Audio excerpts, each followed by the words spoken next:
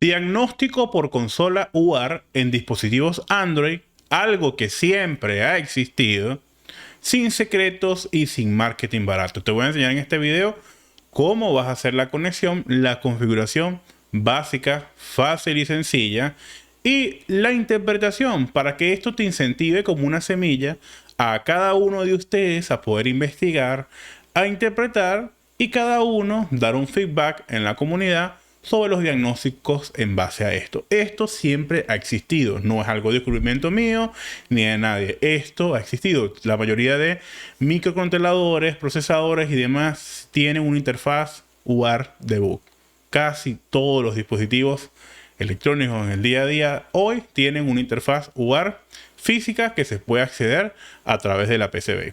Sin embargo, muchos de ustedes tal vez lo están reconociendo ahorita porque se ha hecho famoso algún software que vale $100 que de repente se ha hecho famoso por temas de marketing. Sin embargo, no necesitamos gastarnos $100 para diagnosticar un PMIC o para diagnosticar que el circuito de carga esté funcionando o que las I2C están funcionando, sino que con esto que le vamos a compartir lo vamos a poder hacer de una manera fácil, elemental y sencilla en base a una buena interpretación. Ahora, comencemos.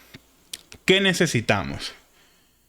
Tenemos dos opciones para la conexión. Una de ellas es, pueden comprarse cualquiera de estos módulos convertidores USB TTL UART, que son de los más comunes de conseguirse. Como tal, el FT232RL, estos valen $1, $2, $3. O si tienen alguna box antigua, por allí, ahí se las voy a mostrar en pantalla, van a poder fabricar un cable RJ45 y hacer la conexión. En el caso de que tengan unas box antiguas, ¿cómo vamos a fabricar el cable? Necesitamos fabricar un cable como este. Un conector RJ45 y 3 cablecillos. Uno va a ser TX, otro va a ser RX y el otro va a ser tierra. El pinout en la box, en el cable como tal, como pueden ver, si vemos el cable de esta manera, el conector RJ45, el pin número 2 sería la línea TX, el pin número 3 sería la línea RX y el 7 y el 8 serían tierra. Necesitamos el TX, RX y una tierra. Con eso es suficiente para la conexión. Ahora, una vez que tengamos fabricado este cable, ¿cómo vamos a hacer la conexión en la placa? Para esto necesitamos algún board view, un plano esquemático y investigar dónde tenemos la conexión UART en el dispositivo. La mejor forma de buscar es buscar el CPU, nuestro System on Chip, buscar el puerto UART en el CPU y hacer seguimiento para que nos lleve a donde estaría el conector UART o algún tipo de test point o resistencia. Aquí podemos ver que el TP4761 sería el pin TX y el TP4762 serían el RX como tal. Ahora, ¿cuál es la conexión? Si tenemos el test point de esta manera, ¿ok? O en la herramienta como tal, el pin 2 sería TX y el pin 3 sería RX. En la placa lo vamos a soldar a la inversa, cruzados.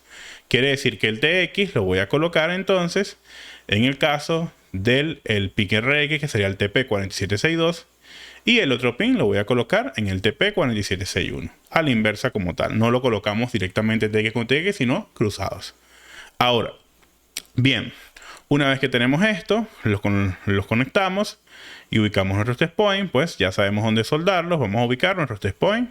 En el caso del A10S, que es la placa que tenemos de muestra, lo tenemos aquí en esta parte y lo vamos a poder ver en pantalla que ya soldamos los cablecitos. Tenemos un jumper al botón de power y al botón de volumen arriba, en este caso porque es MTK. Si es MTK, tienes que presionar volumen arriba y power y alimentar la placa con la fuente o con la batería para que pueda hacer la conexión UART como tal y la depuración.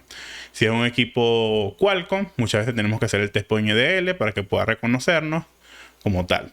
Bien, una vez que tenemos eso ya colocado, vamos a hacer la configuración y la conexión. ¿Cuál es el software que vamos a utilizar? El software que vamos a utilizar va a ser PuTTY. Este software que vamos a utilizar una vez conectado a nuestra box o nuestra interfase USB TTL UART, ya que nos haya reconocido el sistema operativo como tal, el puerto COM. Vamos al administrador de dispositivos y tenemos que comprobar cuál es el puerto COM que tenemos aquí en la PC. En este caso es el puerto COM número 3. Una vez que hayamos instalado el software PuTTY, que es el que tenemos aquí, lo descargan y lo instalan. Vamos a ejecutarlo y hacer la siguiente configuración. Ok, vamos a ir a la parte de lo que es terminal. Vamos a ir donde dice disciplina de línea, opciones de disciplina de línea, le damos on.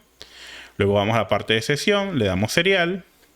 Y en speed, que es la velocidad, los baudios, vamos a seleccionar el que nos permita poder hacer la lectura de la depuración. ¿Cuáles son los más comunes? El 9600, el 115200, el 460.800, 576.000 y 921.600. En este caso, yo tengo un equipo MTK. Para equipos MTK es recomendable este que tenemos acá. Lo escribimos, 921.600, y lo tenemos allí ya listos para comenzar. Le damos acá donde dice Open. Una vez que lo tenemos aquí, lo que vamos a hacer es encender nuestro dispositivo, presionar Power. Yo en este caso lo tengo conectado todo, simplemente para cuando presione Power, nos va a generar aquí en la consola y vamos a ver. ¡Pum! Listo. Apagamos. Y aquí tenemos ya algo para comenzar a interpretar, sin pagar un software de $100 y sin tantos secretos. Sin embargo, vamos a copiar todo esto para que comencemos a interpretar. Un consejo que les puedo dar muchas veces, algunas respuestas como tal, como sí o no, van a estar, por ejemplo, el sí va a ser un 0, el no va a ser un 1. Y si comenzamos a analizar un poquillo de lo que tenemos por aquí, podemos ver que el I2C está 0, está presente el I2C, ¿ok? El protocolo I2C está funcionando. Si ustedes tienen este software, muchas veces ustedes desconectan circuitos I2C y les dice que el I2C está funcionando. Lo que hace el software es simplemente dar una respuesta en base a lo que está aquí. Así que lo que nosotros tenemos que hacer es interpretar. Nos indica que tenemos Power Hold, Torque Reset, Pon Status y demás. Tenemos el tema de status también. Por acá vemos unos bugs, inclusive. Si ustedes saben que los bugs en default, en el caso de los PMIC, cuando presionamos Power un segundo, ¿cuánto está? 0.8 milivolts. Aquí tenemos, aproximadamente. Después nos indica acá que, por ejemplo, en este caso, que en la parte del PMIC, está without battery, porque estoy conectado con la fuente, o sea, no ha detectado la batería de manera adecuada. Sin embargo, comenzamos a ver algo importante. Ejemplo, si comenzamos a ver, aquí nos dan una respuesta al circuito RT5738, que si cualquiera de uno de ustedes son curiosos y investigamos cuál es el RT5738 y buscamos la hoja de datos, nos indica que es un regulador como tal, este circuito que vemos acá, un regulador de voltaje. Entonces nos indica que la respuesta del componente existe. Si existe el componente, o sea, lo detectó. Y más abajo, si comenzamos a investigar, tenemos el HL7593, que es el circuito de carga en este equipo, y nos indica que también está en 0, también está presente. Si comenzamos a verlo acá, aquí vemos que lo ven en el circuito, es el circuito de carga. Ya tenemos una respuesta también del circuito de carga que está presente. Pero quiero ver mucho más sobre el PMIC, profe. Ya sabemos que el I2C, estos circuitos están presentes, el RC está presente y demás. Bueno, vamos a ver mucho más abajo. Y aquí podemos ver, por ejemplo, algunos registros de lo que es del PMIC como tal y la inicialización del PMIC, que prácticamente fue satisfactoria. Y nos indica que el voltaje BC1 está ok, el voltaje del modem está ok, el voltaje Vcore está bien, el voltaje Vprocess está bien, el voltaje BPA está bien, el voltaje BSRAM está ok, BSRAM Process está bien, BDRAM está ok. El voltaje BPA, por ejemplo, ustedes saben que los que ya conocen un poquito sobre nomenclaturas, la nomenclatura BPA nos refiere a la alimentación de radiofrecuencia. Aquí está, ¿ven? RF. Entonces, si vemos acá, vamos a conseguir unas alimentaciones BPA, que son las alimentaciones BCC de los circuitos de radiofrecuencia, que son generadas por el PMIC principal en el caso de los equipos MTK. Entonces aquí nos está indicando inclusive que una salida BPA que normalmente cuando ustedes la miden con un multímetro les indica que no está activada y no hay ningún voltaje porque es post encendido que se va a activar completamente. Aquí ya nos están diciendo que el registro está ok y la inicialización del PMIC está ok. Sin embargo, pasamos luego a la etapa de La inicialización del PMIC, donde se comienzan a setear clocks y frecuencias al procesador, lo cual nos indica que en el sector del CPU, donde están las frecuencias y demás, va a setear clock, frecuencias al procesador, al sector RAM y demás, y las puede inicializar de manera correcta. Aquí podemos ver todo el proceso como tal, donde también podemos ver que la iniciación del PMIC nos confirma que está ok, que está perfecto, y podemos analizar mucho más.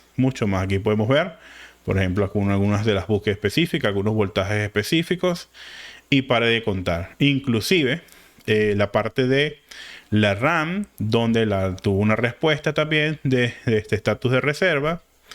Y luego nos indica, por ejemplo, el power key. Por ejemplo, ¿el power key está presionado? Sí, está presionado. La batería existe. Si existe o no existe la batería como tal. Y bueno, un montón de información. Todo esto ustedes lo van a poder interpretar, comenzar a investigar y demás. Por ejemplo, aquí podemos ver VBAC. El voltaje VBAC está presente. El voltaje V-Charge, que es el voltaje de carga. Aquí lo podemos ver. No está en cero como tal. En este caso. Y bueno, aquí se intentó activar el proceso de carga, pero bueno, se detuvo como tal por X o Y motivo.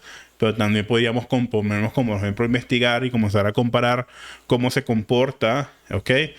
Este debug como tal a través de UART cuando le conectamos el cargador y comparar cuál es la respuesta que nos da y comenzar a interpretar. Hay muchas cosas que podemos hacer.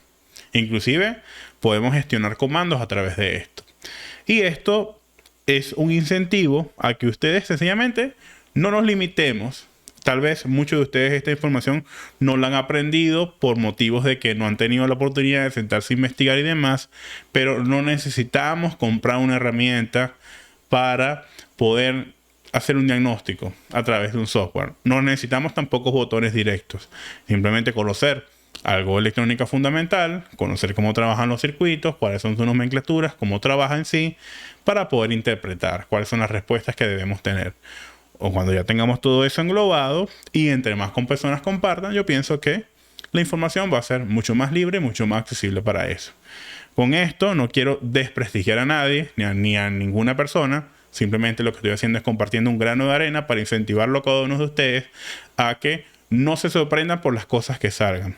¿Por qué no se sorprendan? Porque hay documentaciones desde el 2016 donde ya esto se venía haciendo a través de interfaces como la Anyway, que esta que ustedes ven acá. En determinado momento yo también a varios compañeros del gremio que son conocidos les dije sobre esto. A nadie le pareció interesante, pues, pero como ahora el tema se ha revivido, pues dije vamos a volver a tocar el tema. Tal vez muchos compañeros no conozcan de esto y sea interesante para que no tengan que comprar la herramienta y comiencen a diagnosticar también con esto.